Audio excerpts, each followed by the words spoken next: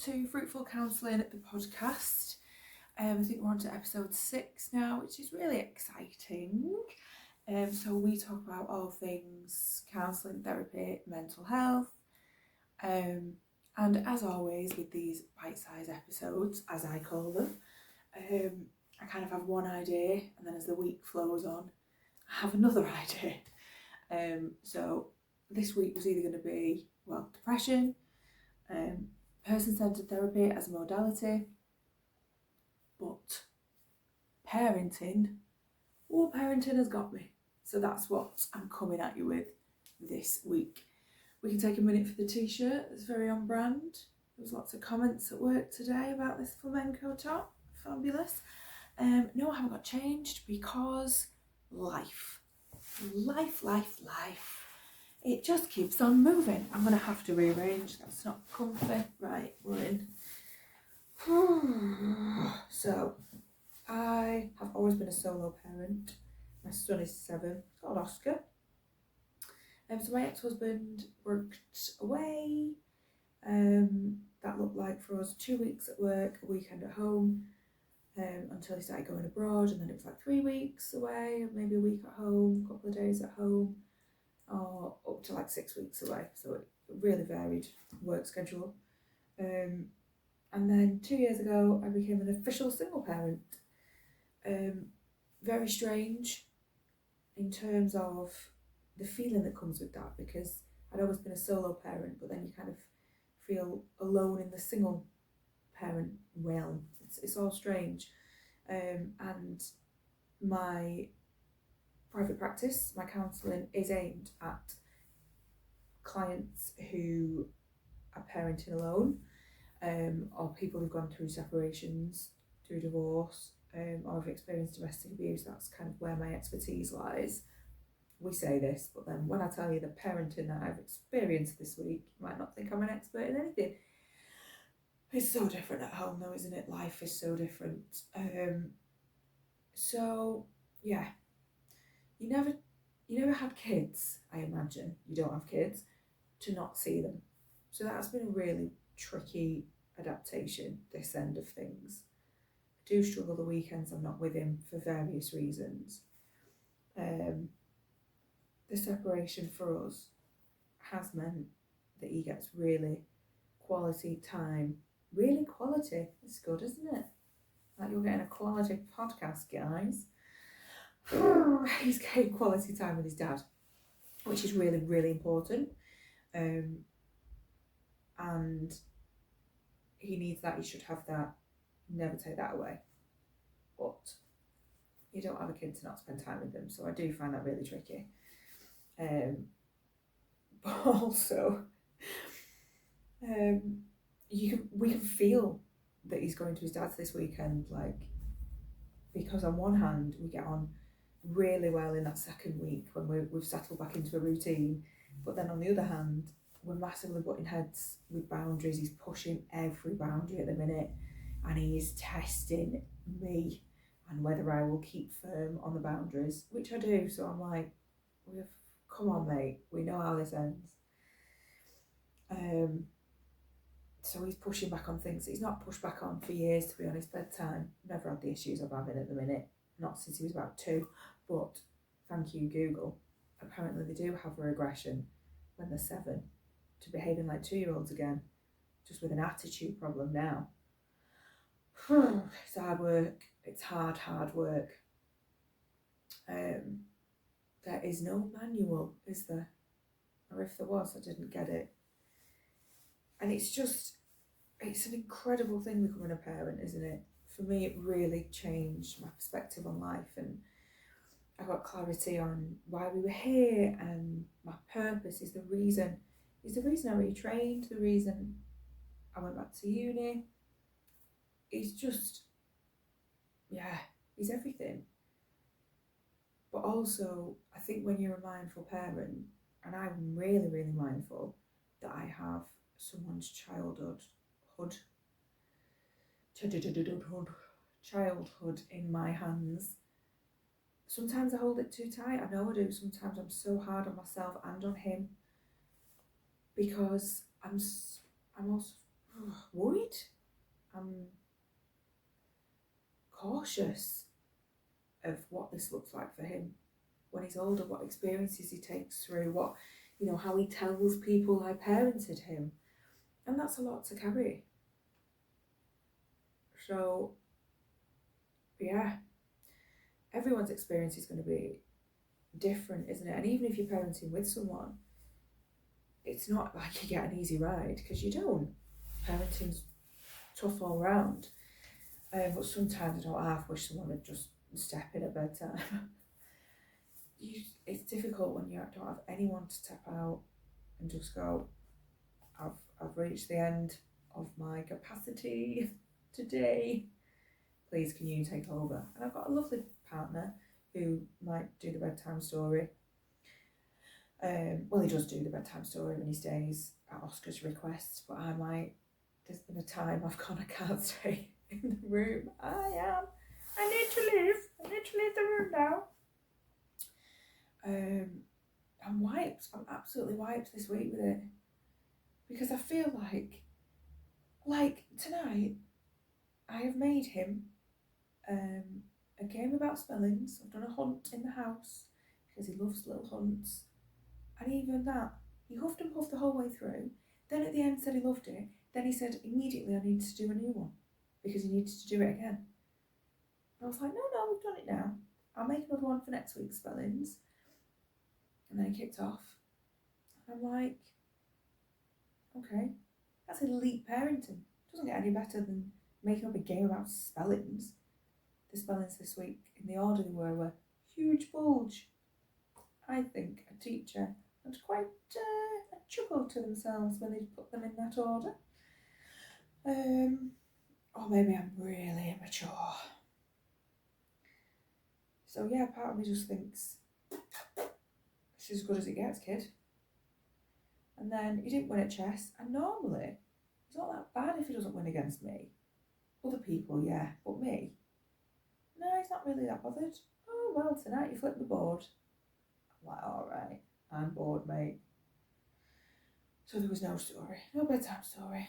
He's read his school book, that's your bedtime story. Lights out, off you go. Obviously it didn't go that easy, and it's not that simple. But yeah, you just worry, don't you, man? You just worry how it's going to go and what you're giving them. And I think the separation has hit him in a different way, because he didn't see kind of much go wrong, because there wasn't much to see. So explaining that to him has been quite difficult. He's not really understood the reasons. And he's only little. He was 5 when it happened. And now we're moving house. That is a whole new ball game. This is all he's ever known. So it's really tricky for him to understand that kind of life stays the same. You just move house. We're moving, in the same area. So he's going to the same school. Nothing else has changed. But he does have massive anxiety around that. So I'm currently on a course for children with anxiety to help me try and understand how to navigate that. And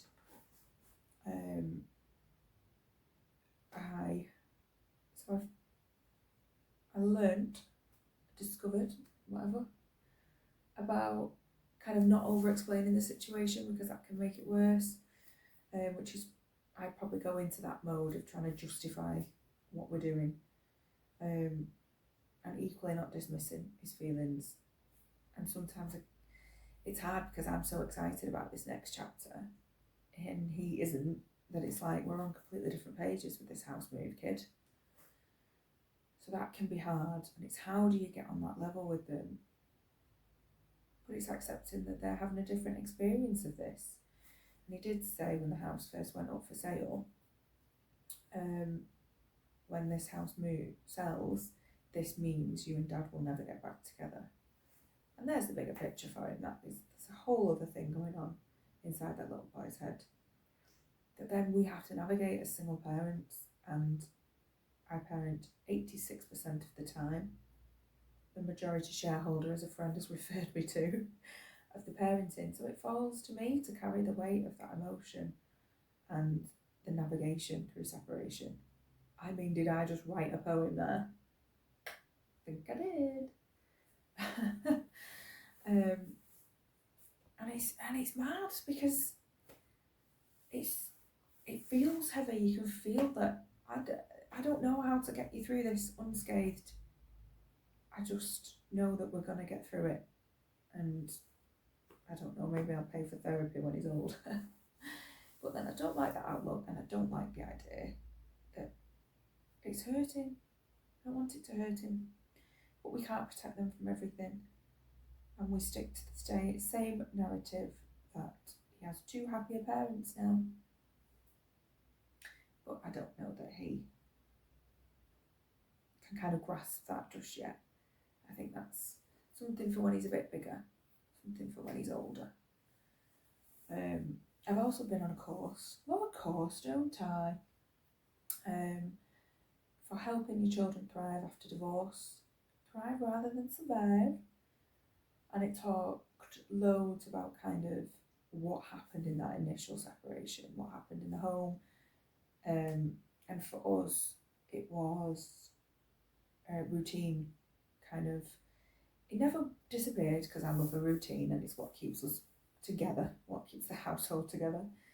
But things like, for me, he'd always argue to sit on the sofa eating his tea, and I'd be, no, you sit at the table. That was life before. Going through the separation, that was the thing that I just kind of, one less thing to argue about in my head, so I didn't argue it and I didn't instill it. I have still not been able to get that back because it is a boundary that I let go. And I've tried different things like, okay, you just sit at the table on Tuesday and Thursday, but then he'll re-compromise this deal. And actually, there's so many other things that we've still got or we've managed to get back that are really important. So bedtime has always been a big thing for us. We have the game, we have spellings, we have story time, and then we lie there and talk about the day. And that's hard time. Like, he's sitting at the table, he'd eat his tea as fast as he could so he could leave it. That's not the talking time for him. And every person, every family is different. You know, that traditional setup of sitting at the table for dinner, love that. I would love that to be the way that our family is, but it isn't the way that I've managed to parent my child. It's the way it started off, like I said, but it's just not where we are. But I found it really interesting on the course to kind of reflect on those things in that time, and actually what journey did we go on, because I was responsible for him during that time. That was up to me to get him through that, and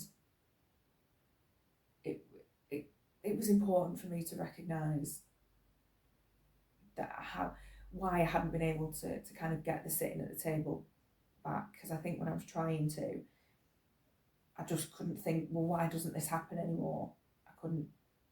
I didn't necessarily go, oh, this happened because during the separation, I was in survival mode and I couldn't battle that out with you. Whereas going through the course and reflecting on that, I could.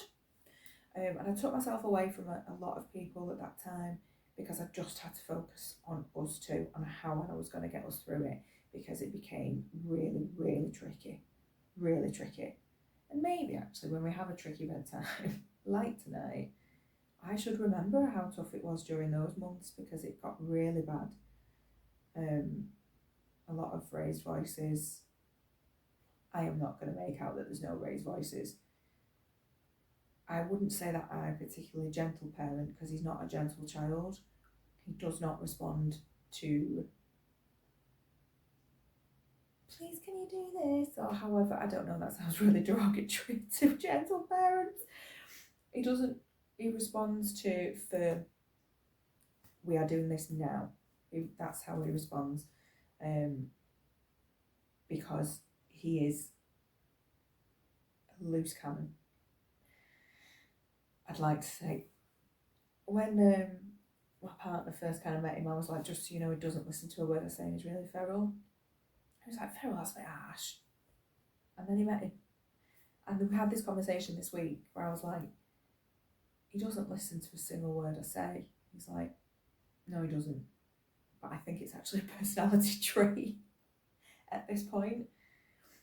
He winds me up to the nth degree. I love it. I love his personality and I love his humour. And we've got to a point where I've stopped reacting to all the wind up, so it can happen without it exploding, and he finds it quite funny now. I was like, oh, she's not reacting. And it's such a shame that it comes with such hard patches, I think, and such big feelings, because you care so much. They're your kid, aren't they? Like, you're everything. They're your reason. And until they have kids, if they have kids, they'll never know how much you love them and how much this life that you build is for them. They'll never know. I only understood the sacrifices, you know, my mum and dad had made separately in becoming a parent. And I think I've said before that my mum said, you will never not worry now. This is your life. Worrying will become your life. I think she's probably worried about me more in my late 30s than she has any time of my life. But yeah, it's tough, isn't it, this gig, parenting. Don't believe you if you say it's not. Maybe I'm doing it wrong. Send me a guide. I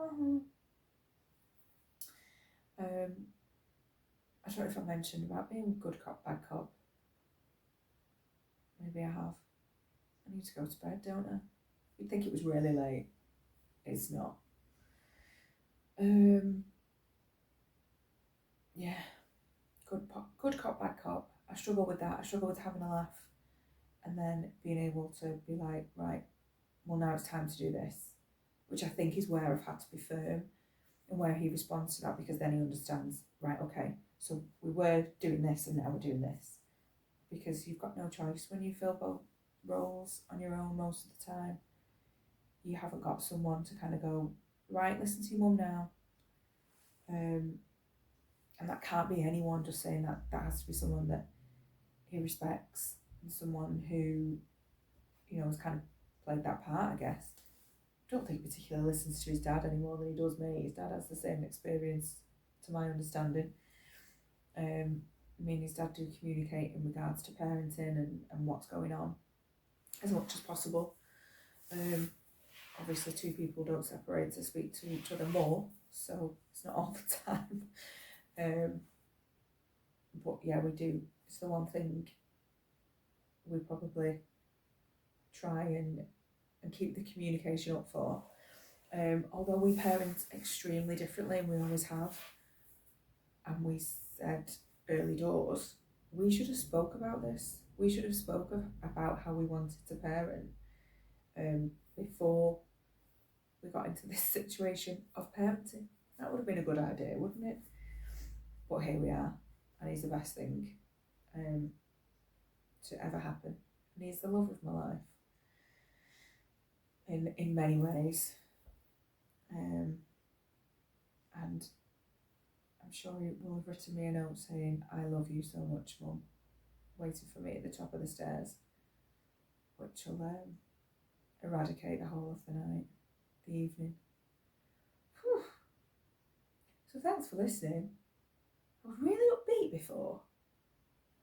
These bedtimes, I can't keep doing them. Can't keep doing the arguments at bedtime. It's going to kill me. Not fun, the angry bedtimes. Do not bring me joy. Wow. At least you haven't had a sing-song. My team's at work. The team's at work. They do get a sing-song throughout the day, so you're lucky you've escaped that. But I think it's time for me to go to bed. I was going to try and sing a bedtime song, but I don't know any. Wow. I'm really worried I have to re-record this because it's so bad.